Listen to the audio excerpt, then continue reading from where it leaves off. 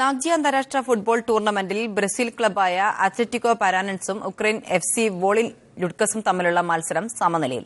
ഇരു ടീമുകളും 2 ഗോളുകൾ വീതം നേടി. കേരളത്തിലെ കാണികളെ കൈയടക്കാൻ ഇന്ത്യൻ പതാകയുമായി ഗ്രൌണ്ടിലിറങ്ങിയ ബ്രസീൽ. സാമ്പാതാളത്തിന്റെ അകമ്പടിയിൽ ബ്രസീലിന് പിന്തുണയുമായി കാണികളും. ആ ആവേശത്തിൽ മുന്നേറ്റത്തോടെ ബ്രസീൽ തുടങ്ങി. ആദ്യ ഗോൾ 21-ാം മിനിറ്റിൽ പാരാനൻസിന്റെ വെസ്ലെ ലിമ ഡിസിൽവ.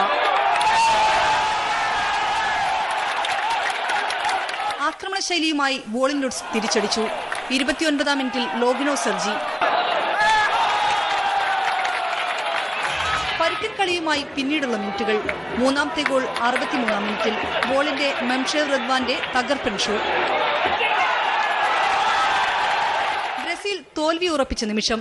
കളി അവസാനിക്കാൻ 3 മിനിറ്റ് മാത്രം ശേഷിക്കെ പകരക്കാരനായി ഇറങ്ങിയ യാഗോ സീസർ ഡെസിൽവ സമനില ഗോൾ നേടി.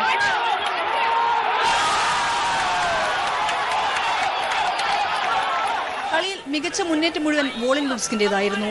അർഹിച്ച വിജയം കൈവിട്ടുപോയതിന്റെ നിരാശയിൽ വോളിൻ താരങ്ങൾ കളിക്കളം വിട്ടു.